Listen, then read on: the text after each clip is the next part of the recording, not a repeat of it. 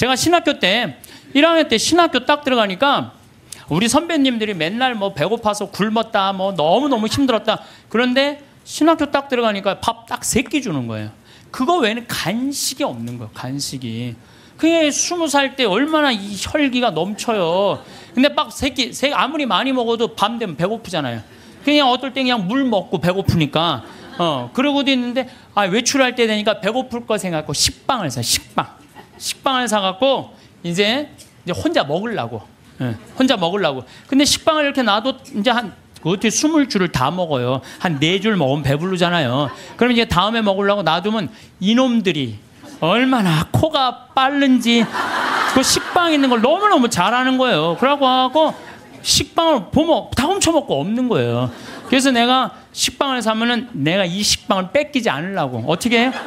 그냥 저기 침대 맨 안쪽에 침대 밑에 옷장이 있었거든요. 그 맨 끝에 이제 몰아 넣는 거죠. 그래서 내가 이제 난 신학교 때 깐또레스를 했어요. 매 미사마다 노래하는 그 깐또레스를 했으니까 맨날 그거 연습하느냐고 여기 뛰어다니고 저기 뛰어다니고 보면 한 3일 정도 뛰어다니면은 빵 놓은 걸 까먹어요. 빵 놓은 걸. 그래갖고 나 빵 먹어야지 빵. 그래갖고 딱 보면은 그게 곰팡이가 썰어져요. 곰팡이가. 그래 몇 번을 곰팡이 쓰는 거를 보고 내가 세미나를 그때 이제 갔는데 굉장히 큰 세미나였어요. 근데 거기에 이제 불교, 개신교, 천주교, 유교 다 모여서 그런 얘기를 하는 거예요. 종교의 모든 거는 나눈다. 보면은 불교는 절하고 난 다음에 음복한다 그러잖아요. 다 나눠 먹잖아요. 그렇죠? 불교는 공양 드리고 뭐라 그래? 공양한다 그래. 나눠 먹는. 그걸 공양한다 그래. 나눠 먹는 걸 공양한다 그래. 하다못해 무당도 굿하면 굿덕을 돌린다. 무당을 굿덕을 돈다. 우리는 성체 나눠 먹는 거다. 나눠 먹는 거. 쌓아놓으면 썩는다. 쌓아놓으면. 제가 그 얘기를 듣고 딱 내 모습이 생각나다. 그 식빵 혼자 먹겠다고 깊숙한 걸 쌓아놨던 내 자신이 그것도 맨날 성체화하는 내가 너무 창피하더라고요. 그래서 식빵을 사갖고 그러면 그 다음부터는 다 불러요. 친구들. 내 친구들. 야 일로 와봐. 내 식빵 사와. 다 나눠 먹었어요. 나눠 먹으니까 뭐가 좋으냐면 곰팡이 썰어서 버리는 게 없는 거예요. 나도 못 먹고 너도 못 먹잖아요. 그렇잖아요. 그러니까 걔네들도 이제 외출해갖고 사갖고 오면은 나한테 얻어먹었으니까 어떻게 해? 풀러다가 또 나눠 먹고. 그러니까 한 2학기 되니까 늘 배불리 먹더라고요. 이게 나눠 먹는 게 정말 중요해요. 제가 얼마 전에 부산교구 다락방 기도회라고 우리 신부님들 열심히 기도하는 신부님들 모임에 갔어요. 근데 이제 제가 이제 이런 얘기를 하니까 한 70쯤 된 마산교구 신부님이 그런 얘기를 하더라고요. 당신이 아메리카에 강의를 갔었대요. 그럼 하여튼 아메리카에 있는 나라인데. 근데 신부님이 오면 방울뱀을 삶는데요. 잡아서. 그거 하면 안 되는데 어쨌든 방울뱀을 삶아갖고 아주 진액을 5봉을 줬대요. 근데 이거를 1시간에 1봉씩 먹어야 된다는 거예요. 그런데 비행기 떠나기 전에 이제 미국으로 가야 돼서 그걸 또 미국으로 갖고 갈 수가 없잖아. 5봉은 있는데 1시간에 하나씩 먹으라고 그러니 이거 어떻게 해? 한 번에 5개를 먹을 수도 없고. 그래서 이 신부님이 1봉을 먹고 따라간 봉사자들 4명 있길래 그걸 니네들 먹으라고 나눠줬대요. 나눠주고 이제 먹으니까 몸에 열이 나고 막 여기서 이 하얀 속옷이 노랗게 변하더래. 뭐가 진액이 나와갖고 미국에 갖고 이제 그 얘기를 했더니 의사가 그런 얘기를 하더라고요. 신부님, 만약에 신부님이 급한 마음에 5봉을 다 먹었으면 신부님은 장협착으로 죽었다는 거예요. 그러니까 장협착으로 죽을 수도 있었다는 거예요. 근데 신부님이 나누는 바람에 신부님도 살고 나머지 사람도 다 사는 거라고. 근데 그 신부님이 70인데 피부가 나보다 더 고와. 방울뱀을 먹어서 그런지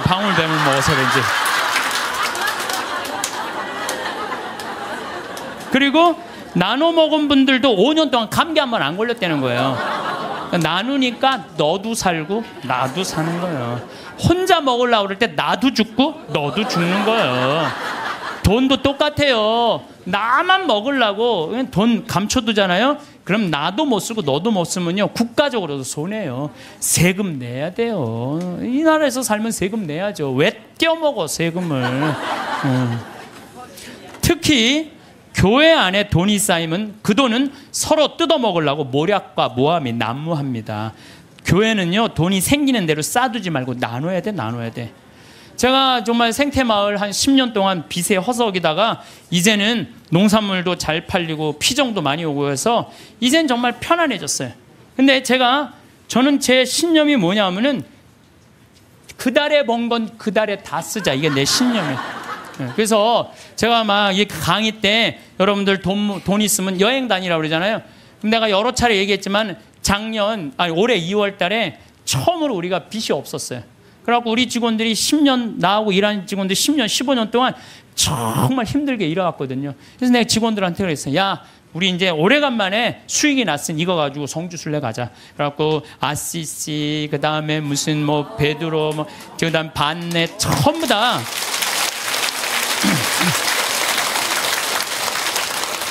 여러분들, 돈은요, 쓴 것만 내 돈이에요. 쓴 것만 내 돈.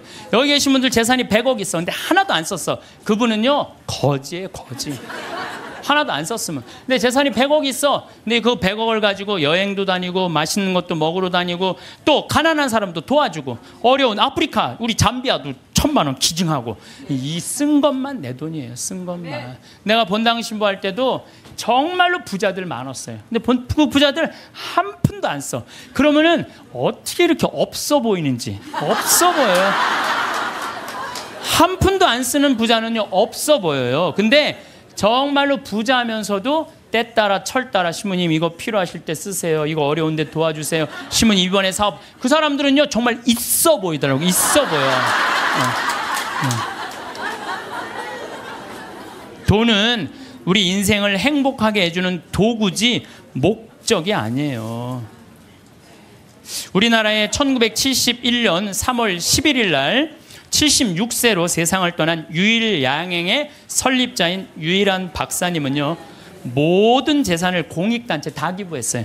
그리고 주식조차도 직원들한테 다 나눠줬어요. 다 나눠줬어요. 정말로 멋있는 분이죠. 정말로 기업가의 모습을 보여준 거예요. 또 그 딸도 미국에 가서 전 재산 떠나면서 세상에 다 기부하고 세상 떠났어. 딸도. 아버지가 그러니까 딸도 그러는 거예요. 아버지가 그러니까. 카네기도 전 재산 기부했고 2,500곳에 도서관을 져줬어요. 카네기. 그리고 워렌 버핏, 빌 게이츠, 걔네들 둘이 낸 게 1,000억 달러예요. 1,000억 달러. 둘이 낸 게. 다 내는 거죠. 다. 왜? 그 사람들은 누구를 상대해서 돈 벌었다고 생각해? 자기네들 국민을. 그러니까 미국 갑부들은 보면요, 다 미국에 가보면요, 그 부자들이 다 기증하고 갖고 몇백억, 몇천억씩. 그걸로 사회가 건강하게 돌아가는 거예요. 우리나라에도 좀 그렇게 살짝 미치는 부자가 좀 나왔으면 좋겠어요. 네. 마태오복음 19장 16절, 26절에 보면은요, 하느님의 계명을 충실히 지킨 부자 청년에게 예수님이 이렇게 말씀하세요. 내가 완전한 사람이 되려거든 가서 너의 재산을 팔아 가난한 이들에게 주어라. 그러면 내가 하늘에서 보물을 차지하게 될 것이다. 그리고 와서 나를 따라라. 그러나 그 젊은이는 슬퍼하면서 떠났어요. 왜? 재물이 많았기 때문이에요. 여러분들, 그 부자 청년은요, 계명도 굉장히 중요하게 여긴 청년이에요. 근데 재물이 많았는데 이 청년은 재물하고 자기를 똑같다고 생각해요. 재물하고 자기를. 이 사람은 재물을 파는 건 뭐를 파는 거야? 자기를 파는 거야. 이게 참 문제예요. 여러분들 재물이 없으면 여러분들도 사라진다고 생각하는 분들 여기 혹시 계시면은 그럼 불행한 사람이에요. 재물이 없어도 상관없어요. 아니 지금 이 세상에 재물 없이 사는 사람들 얼마나 많아요. 그 행복한 사람들 얼마나 많아요. 우리 수녀님들, 우리 신부들은 그래도 좀 나아요. 우리 수녀님들 재물이 있어요, 없어요? 그 수녀님들은 어디 버스 타고 가는데도 돈 받아갖고 해요. 그래도 행복한 수녀님들 많아요. 돈이 우리 존재가 돈하고 똑같아서는 안 돼요. 돈이 많으면 존재가 충만하고 돈이 없으면 존재가 없는 거. 이 병을 우리가 고쳐야 돼. 그래서 그 젊은이는 재물과 존재를 같이 여겼기 때문에 재물을 팔 수 없었던 거죠. 5,000명을 먹인 기적 이야기 가운데 누가 가장 행복했을까요? 5,000명을 먹인 예수님이 행복했을까요? 물고기 2마리 빵 5개 기증한 소년이 행복했을까요? 아니에요. 제일 행복한 사람은요, 그 5,000명한테 나눠준 제자들이에요. 신나지 않았겠어요? 여러분들 한번 생각해봐. 내가 여러분들한테 돈을 한 10억 정도 줘갖고 한 1,000만 원씩 줬어, 여러분들한테. 그래갖고 여러분들 좀 어려운 데 가서 도와주세요. 그래갖고 내가 한 1,000만 원짜리 10개를 가지고 여러분들이 10명이 쫙 나가서 도와줄 때 여러분들 신날 것 같아, 안 신날 것 같아? 내 돈도 아닌데. 내 돈도 아닌데 나눠주는 게, 가난한 이웃한테 나눠주는 게 얼마나 좋아요. 나는 여기서 제일 행복한 사람들은 제자들이라고 생각해요. 여러분들이, 하느님이 여러분들한테 지금 재물을 맡겼어요. 어떤 분은 10억을 맡긴 분도 있고, 어떤 사람은 1억을 맡긴 분도 있고, 어떤 사람은 100억을 맡긴 분이 있어. 왜 맡겼어요?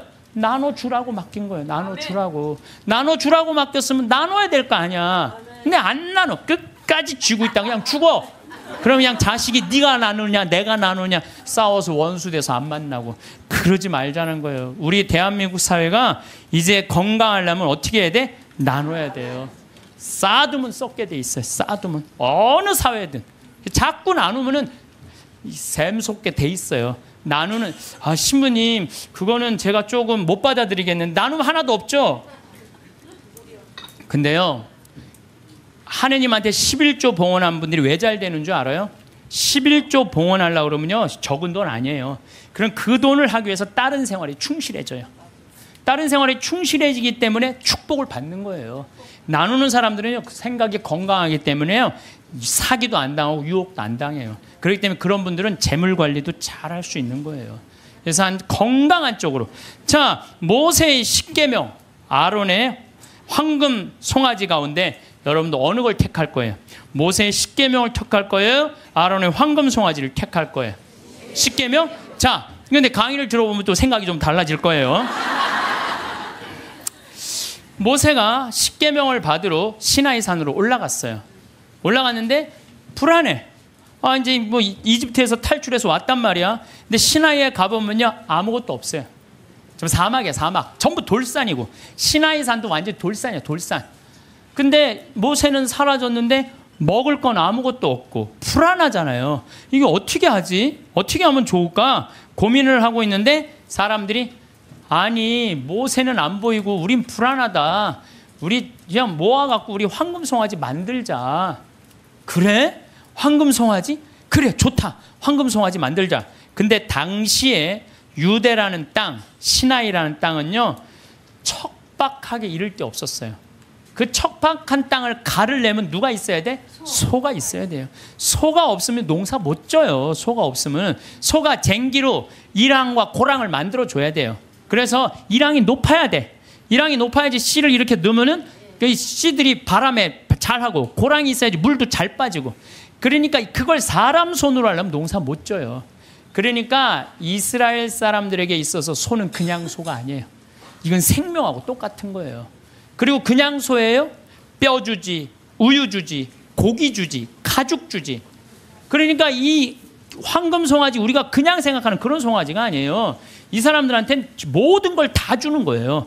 그러니까 황금 송아지를 딱 하면 마음이 놓여, 안 놓여?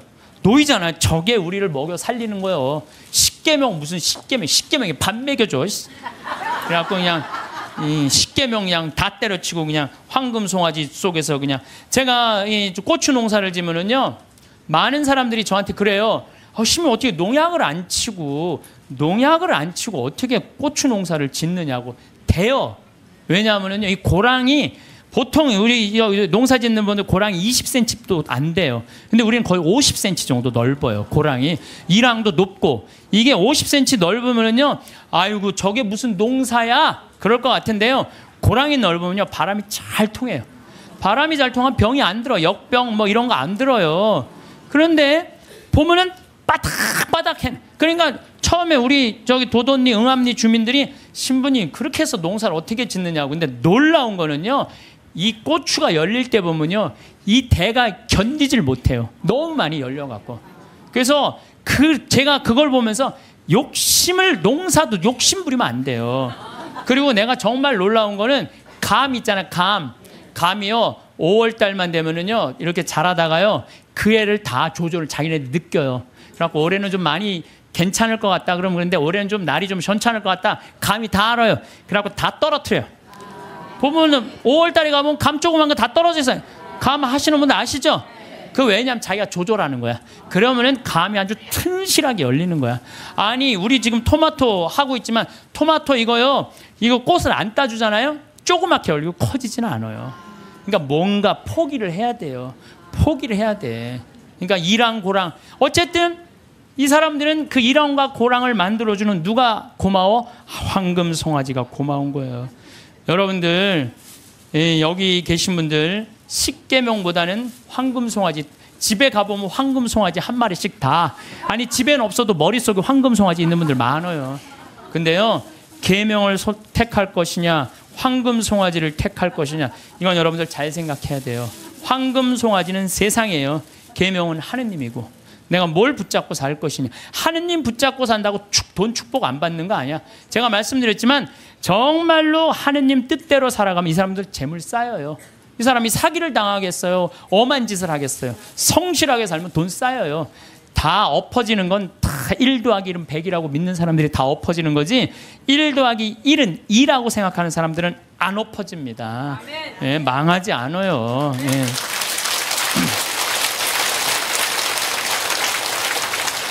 그네 뛸 때 정말 그네줄을 꽉 잡고 안 놓으려고 하듯이 우리는 하느님 꽉 잡고 놓지 말아야 돼요. 제가 은혜 신학교 다닐 때 하루에 보통 성호를 한 70번 정도 긋는다고 말씀드렸죠.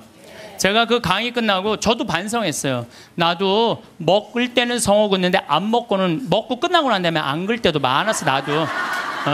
근데 요즘 제가 생활이 변했어요. 어떻게 변했느냐면은 하여튼 먹을 때마다 성호를 긋는 거예요. 복분자, 요즘 복분자 나오잖아요. 우린 복분자 또 이것도 갈아서 먹거든요. 복분자 먹을 때도 성호 긋고, 오디 먹을 때도 성호 긋고, 하여튼 그런데요, 제가 요즘 뭐를 느꼈느냐면 성호를 하루 종일 그니까 뭐가 있느냐면 내 삶이 조금씩 거룩해지는 걸 느껴요. 그래서 여러분들도 아무 때나 그세요. 아무 때나. 예? 그러니까 일어나서부터 계속 긋는 거야. 디립다 그냥. 디립다 그니까 내가 조금 생활이요, 조금 거룩해지더라고요. 그래서 정말 성호를 긋는 거는 우리한테 참 중요한 것 같아요. 자, 자식들을 교육할 때 돈이 세상에서 최고라고 가르치지 말고 정직하게 돈 벌어서 그 돈으로 어려운 이웃을 돌보라는 이런 가르침을 가르치는 것이 여러분들 훌륭하게 자식들을 가르치는 거예요. 지금 전 세계 기준으로 볼 때 극심한 가난에 시달리는 사람을, 하루에 1달러 이하로 사는 사람을 극심한 가난에 시달리는 사람이라고 그럽니다. 그 다음에 하루 2달러로 사는 사람들은 보통 가난한 사람들이라 그래요. 하루에 2,000원 가지고 사는 사람들을, 3달러 이상 가지고 사는 사람들은 가난한 사람이라고 하지 않는데요. 그럼 3달러 이상이면 3,000원 이상이면은 가난하지 않은 거예요. 그러니까 한 달에 90달러, 그러니까 우리나라 돈으로 10만 원 정도만 한 달을 가지고 있으면 가난하지 않다는 거예요. 근데 여러분들 우리나라는 지금 어떻게 살죠? 우리나라 최저 생계비가 57만 원이에요. 그러니까 국가에서 저 사람은 도저히 돈 벌 수 있는 재능이 없는 사람이다, 능력이 없는 사람이다 에게 주는 돈이 57만 원이래요. 그럼 57만 원이면요, 아프리카의 어떤 부자보다도 잘 사는 사람이에요. 어떤 부자보다도. 그럼 아마 여기 지금 뭐 자식들이나 가족이 돈을 벌면은 보통 한 200~300만 원은 벌 거예요. 두 사람이 벌면은 한 400~500만 원은 벌 거예요. 300~400만 원 버는 사람들도 있을 거고. 물론 뭐 아르바이트 못하는, 저는요, 제가 평창에 있으면서요, 진짜 안타까운 건 뭐냐면요, 멀쩡한 애들 우리가 구하는데 없어요. 정말로. 아니 뭐 서울에는 실업자가 100만 명이니 200만 명이라는데 우리 평창은 정말로 젊은이가 없어요. 그래서 젊은이가 하나만 이력서만 넣으면요, 웬만하면 다 뽑아요. 웬만하면. 근데 그냥 이력서 넣는 사람이 50, 60살, 우리 집은 50, 60은 일을 못해요. 이게 일이 너무 힘들기 때문에. 근데 그냥 오겠다는 사람은 5, 60 이상한, 그냥 뼈가 안 좋고 허리가 안 좋고 이런 사람, 멀쩡한 젊은이들은 일을 안 하고. 참 그게 너무너무 안타까워요. 예. 대한민국 사람들이요, 불행한 이유는 바로 돈 욕심 때문에 불행해요. 기도하는 거 보면은 자신의 욕심 충족하기 위해서 물질 축복 비는 사람들 많아요. 특별히 예수님한테 주님 집안채만 나 좀 어떻게 좀 생기게 해주십시오, 이렇게 기도하는 분들이 있는데요, 그 사람들 정말 답답해요. 예수님은요, 이 세상에 오셔서 집 한 채 없이 사셨어요. 아니 집 한 채 없이 사신 분한테 집 한 채 달라고 그러면은 아니 그 예수님 주겠어요?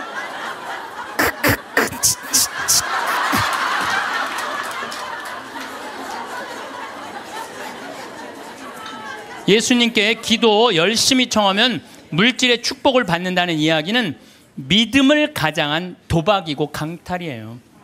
여러분들 어떻게 믿을 때 돈 축복 달라고 그래요? 여러분들 돈 때문에 믿는 거예요? 여러분들 뭐 때문에 믿는 거예요? 하늘나라 때문에 믿는 거 아니에요? 그러면 하늘나라를 먼저 구해야지. 내가 굴기도 열심히 하면 집 한 채. 아니 어디 빌대를 대고 빌어야지. 집 한 채 없는 분한테 저기 뭐야 집 달라고 그러면 돼요. 예수님에게 기도할 내용은 하느님 나라와 그의 정의이지 집이 아니라는 거죠. 재물 축복은 성서에도 이렇게 표현합니다. 잠언 10장 4절을 보면 게으른 손바닥은 가난을 지어내고 부지런한 이의 손은 부를 가져온다. 돈은요 하느님한테 기도한다고 오는 게 아니에요. 열심한 사람, 부지런한 사람이 돈이 오는 거지 아무것도 안 하면서 기도하면 뭐 돈이 어디 그런 이상한 하여튼 그런 거. 그러니까 얼마 전에 무슨 뭐 며느리가 시댁집에 4군데 불을 질렀다며요. 불을 질렀는데 왜 질렀냐니까 점쟁이가 시댁에 불이 나면 로또가 된다고 그래갖고 그냥 불 질렀다는 거 아니야. 아이고 참.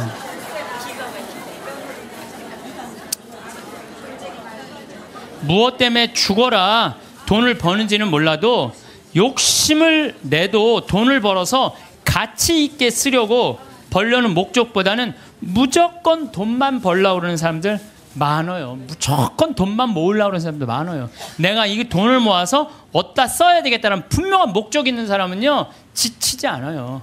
근데 그냥 돈만 들이다 벌려고 그러는 사람은요 방향을 못 찾는 거죠. 저도 생태마을 운영하면서 경제적인 이익이 생기기 시작했어요. 한 10년은 계속 쏟아붓어요. 내 강사료, 내 책, CD 그냥 그야말로 정말 한 10억 이상 다 내 강사료는 다 쏟아넣었어요.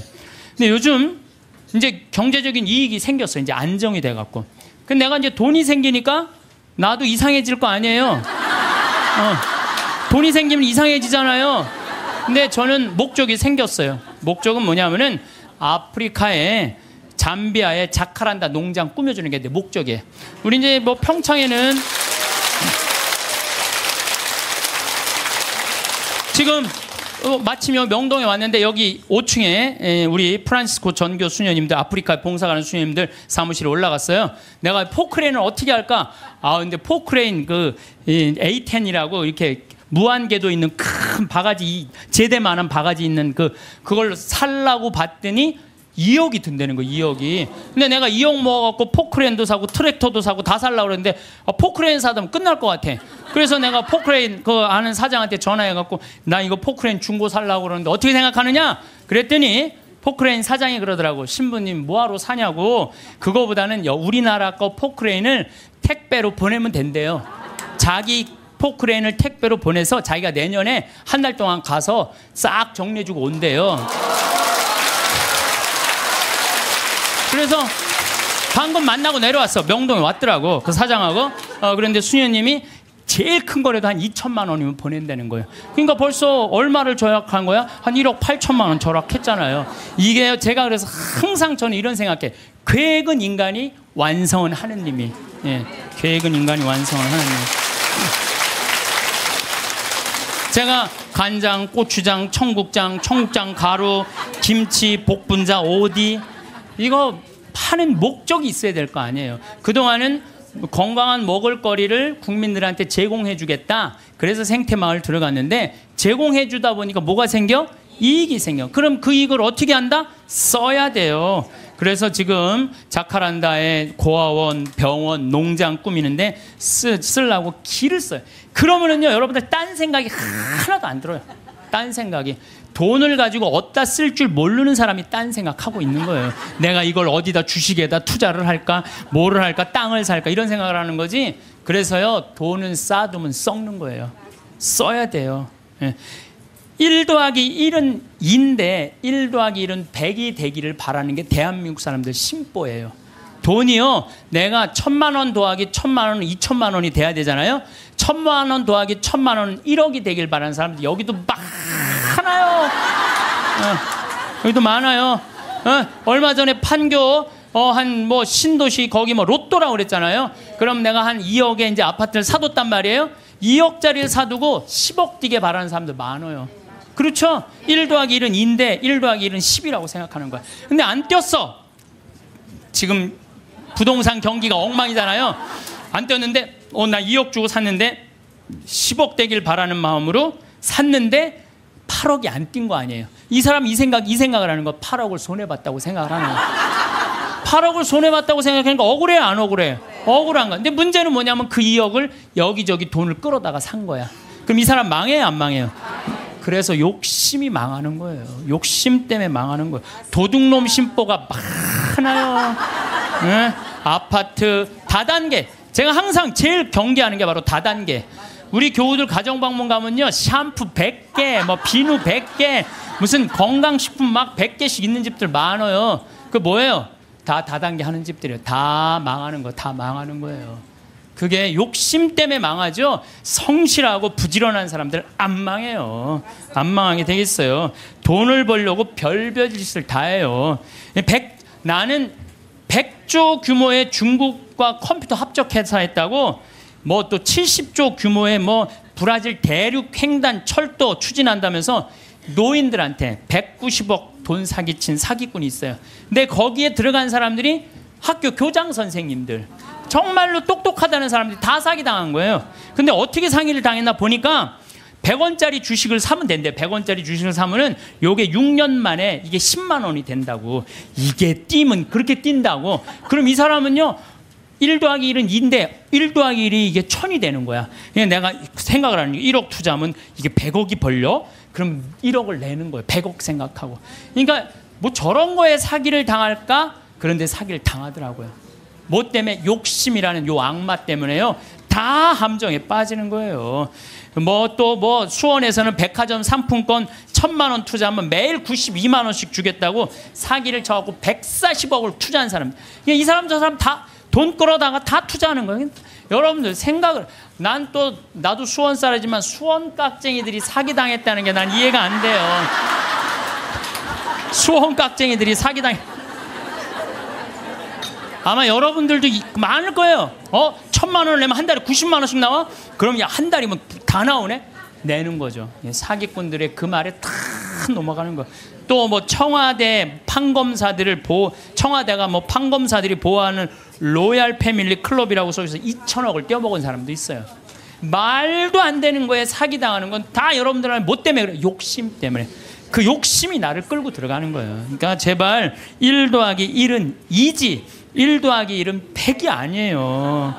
무슨 돈이 뭐 뻥튀기 과자에 넣어놓으면 뻥 하고 터져갖고 그냥 막 엄청나게, 요 뻥튀기 과자에 쌀 요만큼 넣잖아요. 나 뻥튀기 평창에서 뻥튀기 기계도 하거든요.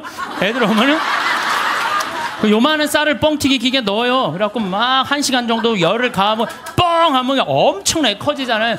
돈이 그렇게 되는데 돈은 절대 그렇지 않아요. 하나하나 쌓이는 거죠. 여러분들, 내가 정말 똑똑하진 않지만 내가 똑똑하지 않은 머리로 생각을 해봤어요. 여러분들 왜 사기를 당하느냐? 나라 경제가 3% 성장한다면요, 은행 이자는 3% 넘기가 힘들어요. 정기 적금을 넣어야 3.9%예요. 오늘 아침에 내가 라디오에서 들었어요. 정기 적금을 넣어야 3.9%예요. 그러면 그걸 3.9% 넣어봤자 1억 넣어봐야 30만 원, 40만 원 나오는 거야. 300만 원, 400만 원 나오는 거야. 1억 넣어야. 한 달에 30만 원 나오는 거야. 1억 넣어야. 그러니까 이 돈 갖고 뭘 해? 근데 어떤 사람이 살살살살 꼬셔요. 여기 펀드에 넣으면은 이게 한 20% 이익이 나와. 이게 너만 알아. 너만. 내가 아무한테도 안 알려주는 거야. 내가 너만 알고 있어. 이거 여기다 넣으면 20%. 1억에 20% 2천만 원이란 말이야. 그럼 한 달에 200만 원씩이면은 어때요? 할만하죠? 그래서 사기를 당하는 거예요. 그래서 국가 경제가 3% 성장이면요, 이자는 3% 넣기가 어려워요. 근데 만약에 15%, 20% 얻을 수 있다라고 말하고 다가오는 사람은요, 100% 사기꾼이라고 생각하면 돼요. 3% 이자에 3.5% 이거는 돼요. 근데 내가 20%까지 불려줄게. 10% 사기꾼이라고 생각하면 돼. 그런데 이렇게 듣고도 오늘 나가서 여기 말이야 너만 알아 너만 너만 알아. 예. 그래? 예, 넘어가는 거죠. 노름, 경마, 강원랜드 도박만 하지 않았어도요 자녀들과 여행도 다니고 좋은 일도 하고 부부가 함께 여행하고 부모님한테 용돈 드리고 여유롭게 살 사람들 많아요. 근데 저 지금 경마장 무슨 경정장 무슨 뭐 전부 다 이 사람들 영혼 망가뜨리는 거예요. 정말 여러분들 그런 거 뭐 재미로 가다가 인생 망치는 거예요. 재미로 가다가. 예. 그 귀중한 돈 제대로 한번 써보지도 못하고 공중에 날리는 사람들 많습니다. 아니 200억 있으면 뭐하러 강원랜드 갖고 그걸 그냥 날려요. 200억 가지고 고아원도 짓고 어려운 사람 장학재단도 설립하고 버려진 독거 노인들도 돌봤어요. 거기만 쭉 일주일에 돌아다녀도 그렇게 해도요 인생 의미도 찾고 행복하고 삶의 보람도 느낄 거야. 200억을 날리고 나면 그러니까 거기서 뛰어 죽는 사람 1년에 50명 60명이 뛰어 죽는다는 거예요. 사기당하는 분들 다 이유가 있어요. 하루아침에 벼락부자시고 좀 욕심 가지고 있는 사람들, 지금 버는 수입보다 더 큰 수입을 벌 수 있다는 말에 현혹될 때, 그래서 전 대박이라는 단어를 싫어해요. 대박이 어디 있어요? 대박이. 그달 벌어서 내가 500만 원, 300만 원 벌으면 그중에 50만 원, 60만 원 저금해서 한 5년, 10년 해갖고 1억, 2억 맞추고 집 한 채 사고 그 집 사고 또 한 10년 열심히 일해갖고 한 3, 4억 해갖고 퇴직할 때 한 4억, 5억 정도 지니고 그리고 그거 가지고 늙을 때까지 살아가는 거죠. 그러다가 정말로 돈이라는 건 축복이에요. 그 오는 수가 있어요. 내가 산 집이 어쩌다가 떼어갖고 그걸 정리해갖고 다시 좀 어떻게 그 정도는 되더라도 어느 날 갑자기 떼돈을 버는 일은 없어요. 또 떼돈을 번다고 여러분 행복하지도 않아요. 내가 전 시간에도 말했지만 떼돈을 보면요 이 사람들 떼같이 몰려. 떼같이 떼같이 몰려갖고 돈 꿔달라 머리 아파요. 여기 계신 분들 이런 분들이 있어요. 입만 열면 돈이 원수라고 말하는 사람, 이렇게 말하는 사람들 사기당할 가능성이 많아요. 입만 아유 돈이 원수야 이런 사람들 사기당할 가능성이 많아요. 돈이 원수야. 그런데 예수님이 원수를 사랑해라. 그러니까 아 내가 돈을 사랑해야 되겠구나. 돈을 너무 사랑하다 보면 디모데후서 1장 6절 1서 6장 10절에 보면요 돈을 사랑하는 것이 모든 악의 뿌리입니다.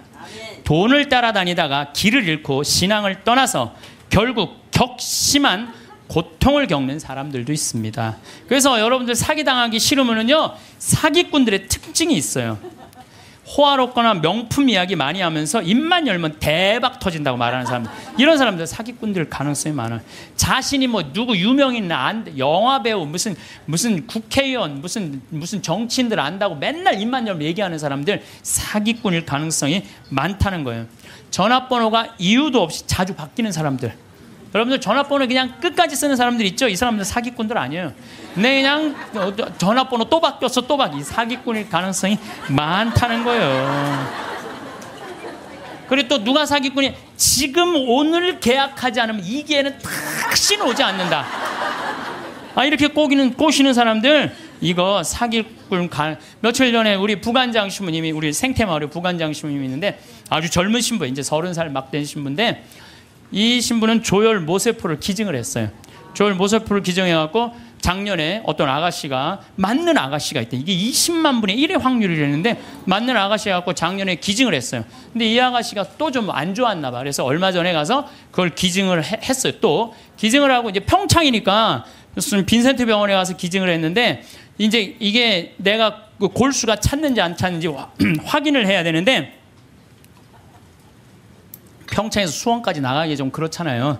그래서 근처 의료원에서 할 수 있대. 그래서 평창 의료원에 가갖고 화보니까 골수가 다 찼다고. 근데 차 갖고 이제 나오는데 딱 트럭에서 한 사람이 딱 나오더니 저기 뭐야 저 손님 내가 홍삼을 이게 배달을 왔는데 이게 한 2박스가 남아갖고 이걸 싣고 가도 어차피 이거 버릴 거니까 이거 손님 좀 사라고 그러더래요. 그래서 황 신부가 나한테 신부님 사기꾼이야 사기꾼.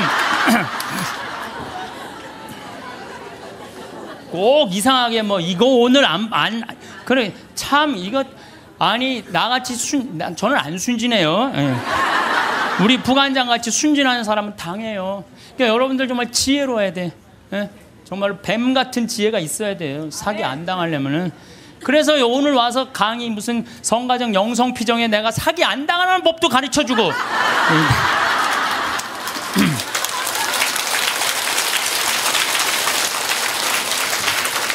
특별히 제가 부탁하고 싶은 게 있어요. 교우들끼리 돈거래하지 마세요. 정말 안 좋은 거예요. 돈거래하다간 친구를 잃어버립니다. 돈 꿔주지도 말고 꾸지도 마세요. 없으면 없는 대로 그냥 사세요.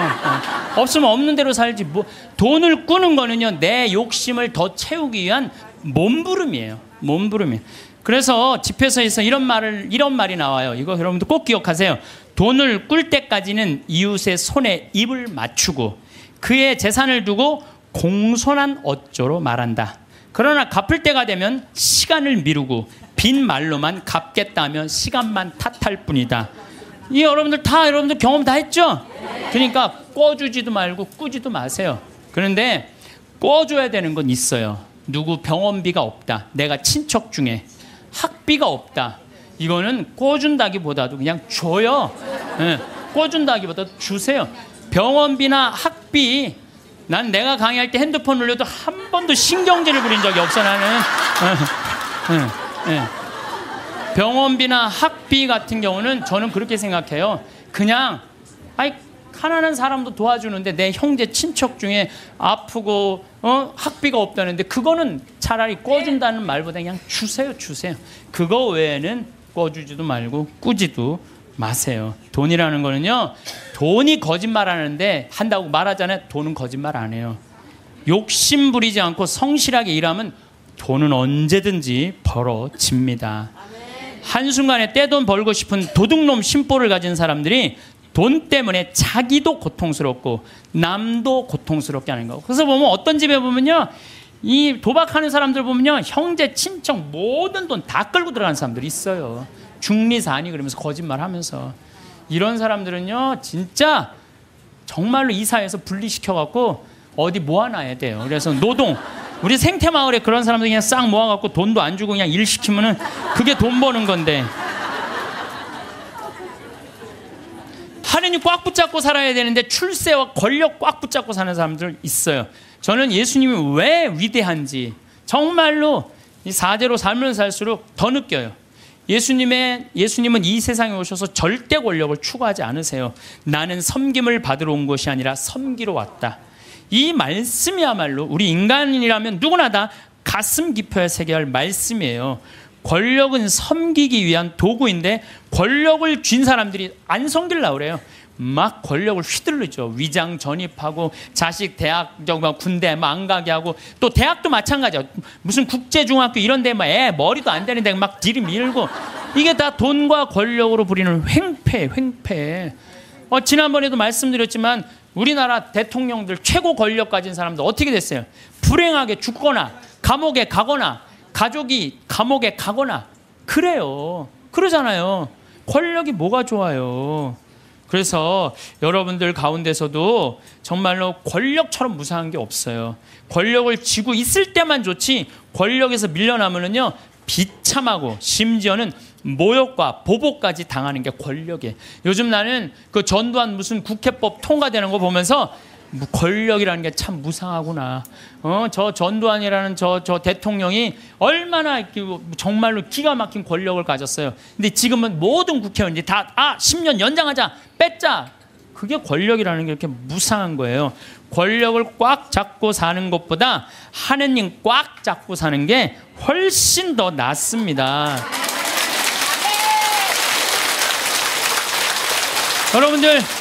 여러분들 이 생각을 해봐요. 하느님 아버지처럼 대단한 권력 가진 사람이 어디 있어요? 그렇죠? 그 아버지 꽉 잡고 가슴에 하늘나라 여권 있으면 됐지. 뭘 더 욕심을 펴요. 밥 새끼 얻어먹으면 됐지. 예. 여러분들 고통스러운 거는 왜 내가 나한테 돈이 없을까? 내가 돈이 있으면 정말로 멋지게 살아볼 텐데 돈 없어도요 멋지게 살아요. 마음이 건강하고 생각이 바른 사람은요 돈 없어도 건강에 살아요. 근데 이 정신이 썩은 사람은요, 100억을 갖다 줘, 1000억을 갖다 줘. 다 소용없어요. 다 소용없어요. 그래서 뭐가 우리 마음 안에는 하느님의 계명이 있어야지 황금 송아지가 있으면 안 돼요. 그래서 오늘 여러분들 마음 안에 혹시 내가 지금 나를 괴롭히는 건 뭐 때문이야?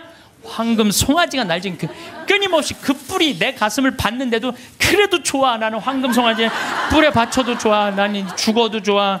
예, 그러시지 마시기를 정말로 바라겠습니다. 저는 나중에 하느님 앞에 갔을 때 너 어떻게 살아왔느냐? 저 대통령인데요. 너 어떻게 살아왔는데? 나 신부였는데 너 어떻게 살아왔는데? 나 장관이었는데요. 너 어떻게 살았는데? 나 구역장이었는데 너 어떻게 살아왔느냐? 뭐 어떻게 살아요? 너 어떻게 살아왔는데? 저는요, 하느님, 장관도 아니고 대통령도 아니고 신부도 아니었는데요, 가난하고 헐벗고 불쌍하고 감옥에 갇히고 병들고 목마른 사람들한테 물 한 잔 나눠주려고 노력을 하고 살았어요. 너 하늘나라. 베드로 성인이 너 하늘나라. 저는 장관인데요, 전 대통령인데요, 전 신부인데요, 계속 시험에 계속 떨어지는 거예요. 마태복음 25장만 읽어보면요, 우리가 하늘나라를 어떻게 통과하는지 너무너무 잘 써 있어요. 그래서 여러분들 마지막 날 하늘나라 여행 떠날 때 쫙 여권 내놓고 이 은행 통장 잔고, 뭐 어떤 잔고가 필요해? 어렵고 가난하고 불쌍한 사람한테 도와준 잔고를 하나님한테 내놓으시기를 바라겠습니다. 오랜 세월을 살아오며 돈에 대해 많은 생각을 하게 됩니다. 젊었을 때는 돈만 있으면 모든 것이 해결될 것이라 믿었습니다. 더 많이 벌고 더 많이 모으는 것이 성공의 증표라 여겼죠. 하지만 시간이 흐르며 깨달았습니다. 돈이란 그것을 가진 사람에게 막대한 힘과 가능성을 쥐어주는 도구이지만 그 자체로 삶의 목적이 될 수는 없다는 것을 말입니다.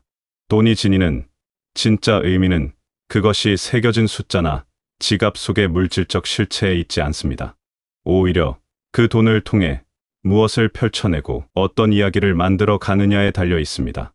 마치 물이 그 자체로는 아무런 모양이 없지만 어떤 그릇에 담기느냐에 따라 네모가 되기도 하고 동그라미가 되기도 하는 것처럼 돈 역시 사용하는 사람의 마음과 목적에 따라 전혀 다른 가치를 지니게 됩니다. 진정한 가치는 돈을 어떻게 쓰느냐에서 비롯됩니다. 오직 돈을 벌기 위해 제 건강을 내주고 가족의 웃음을 뒤로 했던 과거를 돌이켜보면 안타까운 마음이 먼저 듭니다. 그때는 미처 몰랐습니다. 돈은 삶의 주인이 아니라 삶을 돕는 충실한 하인이라는 사실을 말입니다. 무엇을 위해 돈을 버는지, 그 이유가 돈의 액수보다 훨씬 더 중요하다는 것을 너무 늦게 알았습니다. 인간의 삶에서 돈이란 마치 먼 길을 떠나는 나그네에게 필요한 신발과 같습니다. 튼튼하고 좋은 신발이 있으면 더 편안하게 더 멀리까지 갈 수 있는 것은 사실입니다. 하지만 신발 그 자체가 여행의 목적지가 될 수는 없습니다. 돈을 얼마나 많이 가졌느냐보다 그것으로 어떤 삶의 풍경을 그려나갈 것인지가 삶의 핵심이겠지요. 돈의 진짜 가치는 금고 안에 쌓아둘 때가 아니라 세상 속으로 흘러나갈 때 비로소 드러납니다. 물이 한 곳에 고여 있으면 이내 썩기 마련이지만 낮은 곳으로 흘러가면 메마른 땅의 생명을 움트게 합니다. 돈 또한 마찬가지입니다. 순환할 때 그 참된 모습을 보여줍니다. 나 혼자만 꼭 움켜쥐고 있는 돈은 생명력을 잃은 죽은 돈이지만 필요한 곳에 흘려보내는 돈은 세상을 살리는 살아있는 돈이 됩니다. 나눔이란 단순히 내 것을 덜어내는 행위가 아닙니다. 내가 가진 것을 다른 이에게 건넬 때 삶의 무게중심이 얼마나 가졌는가에서 어떻게 존재하는가로 옮겨가는 신비로운 경험을 하게 됩니다. 그것은 한 사람이 다른 사람에게 보내는 따뜻한 마음의 신호이며 우리가 모두 보이지 않는 끈으로 연결되어 있다는 깊은 깨달음의 표현입니다. 어려움에 처한 이웃을 돕는 행위는 단순히 그 사람 하나만을 위한 것이 아닙니다. 결국 우리 모두가 더불어 살아가는 세상을 더 따뜻하게 만드는 일입니다.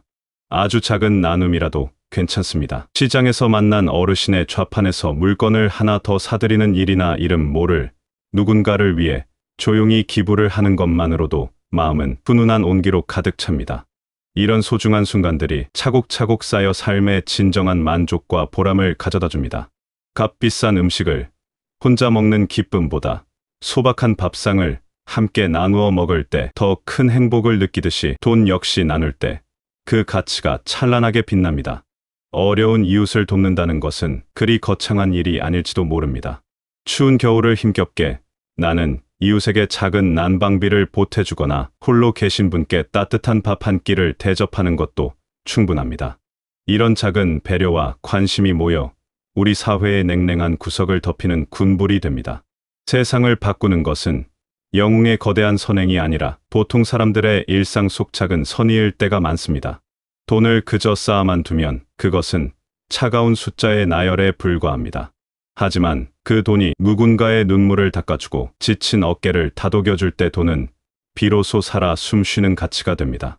이것이야말로 돈의 참된 목적이자 존재 이유가 아닐까 생각합니다. 돈은 축적을 위한 것이 아니라 순환을 위한 것이며 독점을 위한 것이 아니라 나눔을 위한 것입니다. 인간의 욕망은 채워도 끝이 없는 깊은 샘물과 같습니다. 조금 가지면 더 많이 갖고 싶어하고 많이 가져도 만족하지 못하고 더욱더 많은 것을 원합니다. 이런 욕망의 무한함이 때로는 우리를 깊은 불행의 늪으로 이끌곤 합니다. 현실을 외면한 채 헛된 꿈을 쫓다가 평생 일군 모든 것을 한순간에 잃어버리는 사람들을 안타까운 마음으로 지켜보곤 합니다. 속임수로 남을 등치거나 위험한 도박에 빠지는 일들의 공통점은 무엇일까요? 모두 정당한 땀과 노력 없이 손쉽게 큰 이익을 얻으려는 마음에서 비롯됩니다. 하룻밤 사이에 부자가 되고 싶다는 조급함, 남들보다 더 빨리 정상에 오르고 싶다는 초조함이 이성적인 판단력을 흐리게 만듭니다. 하지만 세상에 공짜 점심은 없다는 오랜 진리처럼 모든 것에는 그에 합당한 대가가 반드시 따릅니다. 과도한 욕심이 위험한 가장 큰 이유는 현실을 바라보는 눈을 멀게 만들기 때문입니다. 자신의 능력과 현재 처한 상황을 객관적으로 보지 못하고 불가능한 것을 가능하다고 믿게 만드는 환상을 심어줍니다. 그것은 마치 사막의 신기루를 보고 진짜 오아시스라고 믿으며 달려가는 것과 같습니다. 멀리서 보면 더없이 아름답고 희망차 보이지만 가까이 다가가면 결국 텅 빈 절망만이 기다리고 있을 뿐입니다. 성실한 만큼 확실하고 안전한 투자는 세상에 없습니다. 한 번에 큰 돈을 벌겠다는 꿈보다는 뒤로 소박하더라도 꾸준히 저축하고 조금씩 자산을 늘려가는 것이 가장 안전하고 현실적인 방법입니다. 느리지만 결국 경주에서 이기는 거북이의 우아처럼 꾸준함과 성실함이 결국 우리를 평온한 삶으로 인도합니다. 탐욕은 우리 마음에 깃드는 무서운 병입니다. 끊임없이 더 많은 것을 욕망하게 만들어 지금 내가 가진 것들에 대한 감사함을 잊게 합니다. 이미 충분히 가졌음에도 불구하고 늘 부족하다고 느끼게 만들어 삶의 만족도를 갉아먹습니다. 가진 것에 만족하고 감사할 줄 아는 지혜야말로 행복한 삶으로 들어가는 문입니다. 인간관계에서 돈만큼 복잡하고 다루기 어려운 요소는 또 없을 것입니다. 돈은 때로 관계를 더욱 깊고 풍성하게 만들어주는 윤활유가 되지만 때로는 가장 소중했던 관계마저 하루아침에 파괴하는 무서운 독이 되기도 합니다. 특히 가족이나 오랜 친구처럼 가깝고 소중한 사람들과의 돈 거래는 몇 번을 강조해도 지나치지 않을 만큼 신중해야 합니다. 정이라는 것이 때로는 합리적인 판단을 가로막는 장애물이 되기도 합니다. 가까운 이가 어려움에 처했을 때 모른 척 지나치지 못하는 것은 지극히 자연스럽고 인간적인 감정입니다. 하지만 오직 그 안타까운 마음에만 의존해서 섣불리 행동하면 예상치 못한 문제에 부딪힐 수 있습니다. 선한 의도로 시작한 도움이 오히려 관계를 돌이킬 수 없이 망가뜨리는 비극적인 결과를 낳을 수도 있습니다. 돈 문제에 있어서 명확함은 관계를 지키는 생명줄과 같습니다. 언제까지 갚을 것인지, 어떤 조건으로 빌려주는 것인지 등을 애매하게 남겨두면 훗날 반드시 갈등의 불씨가 됩니다. 이런 조건을 따지는 것이 인정 없어 보이고 서운하게 느껴질 수도 있습니다. 하지만 이것은 상대를 믿지 못해서가 아니라 서로의 소중한 관계를 오랫동안 지켜나가기 위한 최소한의 지혜입니다. 가까운 사이일수록 돈 문제에 더 엄격한 기준을 적용해야 하는 이유가 있습니다.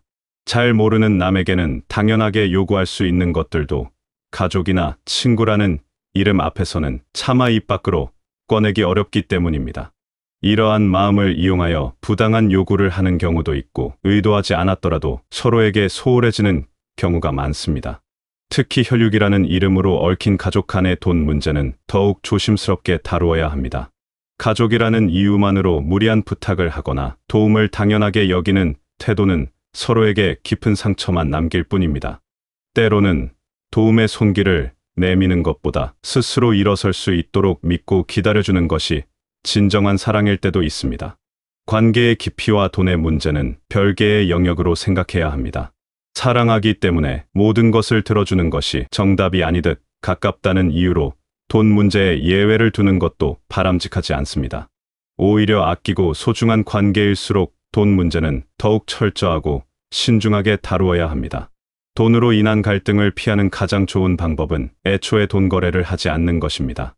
만약 정말 도움이 필요한 상황이라면 돌려받지 않아도 좋을 만큼만 도와주거나 그것이 어렵다면 정중히 거절하는 것이 오히려 관계를 지키는 현명한 길입니다. 어중간한 상태로 머무는 것이 관계에 가장 위험합니다. 나이가 들수록 더욱 선명해지는 삶의 진리가 있습니다. 아무리 많은 돈과 재물이 있어도 마음이 편안하지 않으면 결코 행복할 수 없다는 것입니다.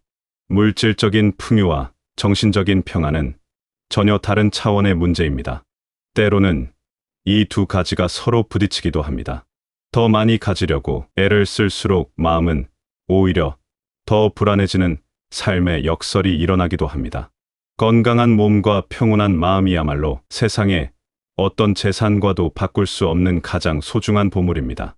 몸이 아프면 산의 진미도 맛을 느낄 수 없고 마음이 괴로우면 천하의 절경도 눈에 들어오지 않습니다.